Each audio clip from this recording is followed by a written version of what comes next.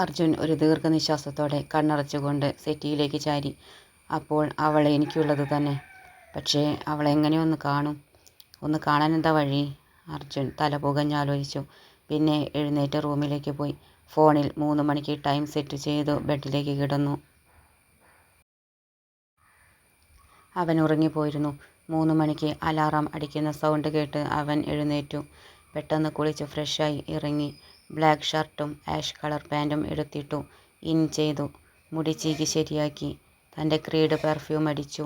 കണ്ണാടിയിൽ നോക്കി എല്ലാം ഓക്കെ ആണെന്ന് ഉറപ്പുവരുത്തി. Aunty, which college is she studying at? Arjun ചോദിച്ചു. ഐശ്വര്യ കോളേജിൻ്റെ പേര് പറഞ്ഞു കൊടുത്തു. ആൻറ്റി, ബൈക്ക് എടുക്കുകയാണേ പറഞ്ഞുകൊണ്ട് അവൻ ഷോക്കേസിൽ നിന്ന് ഡ്യുക്കാട്ടി സൂപ്പർ ലെഗേര V4-ൻ്റെ കീയും ഹെൽമറ്റും എടുത്ത് പുറത്തിറങ്ങി. ജാല പഠിക്കുന്ന കോളേജിലേക്ക് അവൻ ബൈക്ക് പറപ്പിച്ചു വിട്ടു. ഗൂഗിൾ മാപ്പിൻ്റെ സഹായത്തോടെ അരമണിക്കൂർ കൊണ്ട് അവൻ കോളേജിൻ്റെ ഗേറ്റിന് മുന്നിലെത്തി. അവൻ ബൈക്ക് സൈഡിൽ പാർക്ക് ചെയ്തു ഇറങ്ങി. ഹെൽമറ്റ് ഊരി ബൈക്കിൽ വെച്ചു. എന്നിട്ട് ബൈക്കിൽ ചാരി മാറിൽ കൈ കെട്ടി നിന്നു. ചുറ്റും ഒന്ന് നോക്കി. കുറച്ചു കുട്ടികൾ പുറത്ത് ചുറ്റിത്തിരിയുന്നുണ്ട്. അവൾ ക്ലാസ് കഴിഞ്ഞു പോയോ? അവളെ എങ്ങനെ മനസ്സിലാക്കും? 2 വീലർ ആണെങ്കിൽ ഹെൽമറ്റ് വയ്ക്കില്ലേ? അവളെ എങ്ങനെയാ ഒന്ന് കാണുക? എന്തു പറഞ്ഞു കോളേജിലേക്ക് ചെല്ലും? എന്താ ഇപ്പോൾ ചെയ്യുക? വന്നത് വെറുതെ ആയോ? അവന് ചെറിയ നിരാശ തോന്നി. അതേ നിരാശയോടെ അവൻ ചുറ്റും കണ്ണോടിച്ചു കൊണ്ടിരുന്നു. ജ്വാലയ്ക്ക് അന്ന് സ്പെഷ്യൽ ക്ലാസ് ഉണ്ടായിരുന്നു. അതുകൊണ്ട് തന്നെ ജെറിയും മെറിയും അവളെ കാത്തു ഗേറ്റിലുണ്ടായിരുന്നു. അർജുൻ വല്ലാത്ത ഒരവസ്ഥയിൽ തിരിഞ്ഞു കളിക്കുന്നത് അവർ കാണുന്നുണ്ടായിരുന്നു. നോർത്ത് ഇന്ത്യൻ ലുക്കുള്ള അതിസുന്ദരനായ അറിയാത്ത ഒരാൾ ഗേറ്റിൽ നിൽക്കുന്നത് നല്ലതായി അവർക്ക് തോന്നിയില്ല. ജെറി അവനെ ചോദ്യം ചെയ്യാൻ തീരുമാനിച്ചു. മുന്നോട്ട് നടന്നു. പിന്നാലെ മെറിയും. അർജുൻ്റെ മുന്നിലെത്തി ഒറ്റ ശ്വാസത്തിൽ ആംഗ്യത്തിൽ അവനോട് ചോദിച്ചു. ആരാ? എന്തു വേണം? ഇവിടെ മുമ്പ് കണ്ടിട്ടില്ലല്ലോ. അർജുൻ ചിരിച്ചുപോയി. I am Arjun from Delhi. Now I am. ഒരു നിമിഷം അവൻ എന്ത് പറയണമെന്നറിയാതെ നിന്നു. സത്യം പറഞ്ഞാൽ അവൾക്ക് കുഴപ്പമാവോ? Now I came to see a student named Jwala, BA politics, 3rd year. She knows me. Arjun പറഞ്ഞു. ജെറിയും മെറിയും പരസ്പരം നോക്കി. ഇങ്ങനെ ഒരാളെ പറ്റി ചേച്ചി പറഞ്ഞില്ലല്ലോ. അവർ ചിന്തിച്ചു. അവളുടെ നമ്പർ എൻ്റെ ഫോണിൽ നിന്ന് മിസ്സായി. സോ ഞാൻ വരുന്ന കാര്യം അവൾക്ക് മെസ്സേജ് ഇടാൻ കഴിഞ്ഞില്ല. അർജുൻ ഒരു നമ്പർ ഇട്ടു. അതിൽ അവർ വീഴുകയും ചെയ്തു. ജ്വാല ചേച്ചിയുടെ നമ്പർ ഞങ്ങളുടെ ഫോണിൽ നിന്നുണ്ട്. അവർ നമ്പർ പറഞ്ഞു കൊടുത്തു. അർജുൻ അത് ഫോണിൽ സേവ് ചെയ്തു. ജ്വാല പാർക്കിങ്ങിൽ നിന്ന് വണ്ടിയെടുത്തു തിരിച്ചിട്ടു. ഹെൽമെറ്റ് എടുത്ത് തലയിൽ വെച്ചു. വണ്ടി ഗേറ്റിലേക്ക് വിട്ടു. ജ്വാല വരുന്നത് ജെറി അർജുന് കാണിച്ചു കൊടുത്തു. മെറൂൺ കളർ ചുരിദാറിൽ അതിസുന്ദരിയായിരുന്നു അവൾ. ഹെൽമറ്റും വെച്ച് വളരെ കൂളായി സ്കൂട്ടി ഓടിച്ചു വരുന്ന ജ്വാലയെ അർജുൻ കണ്ണിമച്ചിമാതെ നോക്കി നിന്നു. ജെറി കൈ നീട്ടി ജ്വാലയുടെ വണ്ടി നിർത്തിച്ചു. ജ്വാല തലയിൽ നിന്ന് ഹെൽമറ്റ് ഊരിയെടുത്തു. ഇപ്പോഴാണ് അർജുൻ അവളുടെ മുഖം ശരിക്കും കണ്ടത്. അവന് പെട്ടെന്ന് എന്ത് പറയണമെന്ന് അറിയാതെയായി. ജ്വാല ചേച്ചി, ഈ ചേട്ടനെ അറിയോ? മുമ്പ് കണ്ടിട്ടുണ്ടോ? ജെറി ചോദിച്ചു. ബ്ലാക്ക് കളർ ഷർട്ടിലും ആഷ് കളർ പാൻറ്റിലും അതിസുന്ദരനായി നിൽക്കുന്ന അവനെ എവിടെയോ കണ്ടതുപോലെ അവൾക്ക് തോന്നി. പക്ഷേ എവിടെയാണെന്ന് ഓർമ്മ കിട്ടിയില്ല. ജ്വാല അവനെ ഒന്ന് നോക്കി. അർജുൻ ഒന്ന് നിവർന്നു നിന്നു. പിന്നെ അറിയാമെന്ന മട്ടിൽ തലകുലുക്കി. എന്നാ ഇനി നിങ്ങൾ സംസാരിക്കും, ഞങ്ങൾ പോകാം. അപ്പോൾ തന്നെ ജെറിയും മെറിയും അവരുടെ സ്കൂട്ടിയിൽ കയറി പോയി. പിന്നെ കാണാമെന്ന മട്ടിൽ ജ്വാല കൈ ഉയർത്തി കാണിച്ചു. അർജുൻ എങ്ങനെ ഇവിടെ എത്തിയെന്ന സംശയത്തിലായിരുന്നു അവൾ. മിനിയാന്ന് വീട്ടുകാർ, ഇന്ന് ഇവൻ. എന്താണിതിൻ്റെ അർത്ഥം? അവൾക്ക് ആലോചിച്ചിട്ട് ഉത്തരം ഒന്നും കിട്ടിയില്ല. I had a little to talk about. But ഇവിടെ വെച്ച് എങ്ങനെയാ? Let's stay a little further away.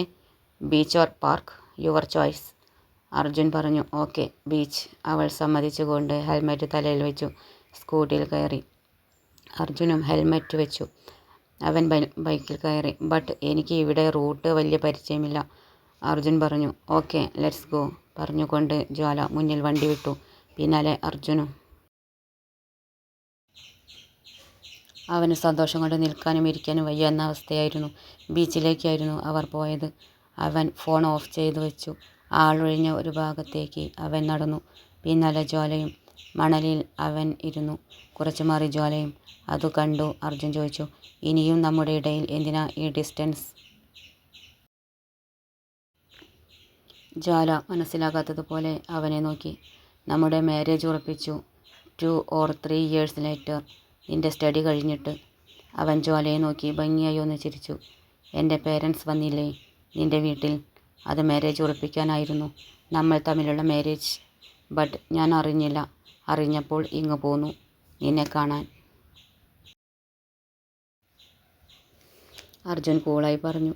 But നിന്നെ ഒന്നും അറിയിക്കരുതെന്ന് പറഞ്ഞു your dad, because your rank dream. നിന്റെ സ്റ്റഡിയൊക്കെ കഴിഞ്ഞിട്ട് മാരേജ്. അർജുൻ താൻ അറിഞ്ഞ കാര്യങ്ങളൊക്കെ അവളോട് പറഞ്ഞു. You know that day every one take photos നിന്റെ കൂടെ നിന്ന് to show me, to make me angry, Arjun നിരാശയോടെ പറഞ്ഞു. ജ്വാല ചിരിച്ചുപോയി. ഇപ്പോഴാണ് അവൾക്കെല്ലാം മനസ്സിലായത്. അവൻ ഒന്നുകൂടി അവളുടെ അടുത്തേക്ക് നീങ്ങിയിരുന്നു. ഒരു സെൽഫി എടുക്കാം പ്ലീസ്, അർജുൻ മടിച്ചു ചോദിച്ചു. അവൾ ആദ്യം ഒന്ന് അമ്പരന്നു, പിന്നെ തലയാട്ടി. അവൻ അവളോട് ചേർന്നിരുന്നു. അവളുടെ ഷോൾഡറിൽ പിടിച്ചു തന്നോട് ചേർത്തു. എന്നിട്ട് തൻ്റെ ഐഫോണിൽ 2-3 സെൽഫി എടുത്തു. ജ്വാലയുടെ ഫോൺ വാങ്ങി അതിലും 2-3 സെൽഫി എടുത്തു. Don't show these photo to anyone, okay, അവൻ മുന്നറിയിപ്പ് നൽകി. ജ്വാല തലയാട്ടി. ഈ തലയാട്ടൽ മാത്രമേ ഉള്ളൂ? എന്നോടൊന്നും ചോദിക്കാനും പറയാനും ഒന്നും ഇല്ലേ? Do you want to know about me, അവൻ ചോദിച്ചു. അവൾ മടിയോടെ തല താഴ്ത്തി. അത് കണ്ടപ്പോൾ അവന് മനസ്സിലായി, തന്നെക്കുറിച്ച് അറിയാൻ അവൾക്ക് ആഗ്രഹമുണ്ടെന്നും ചോദിക്കാൻ മടിയാണെന്നും. പിന്നെ അർജുൻ തന്നെക്കുറിച്ചെല്ലാം പറഞ്ഞു.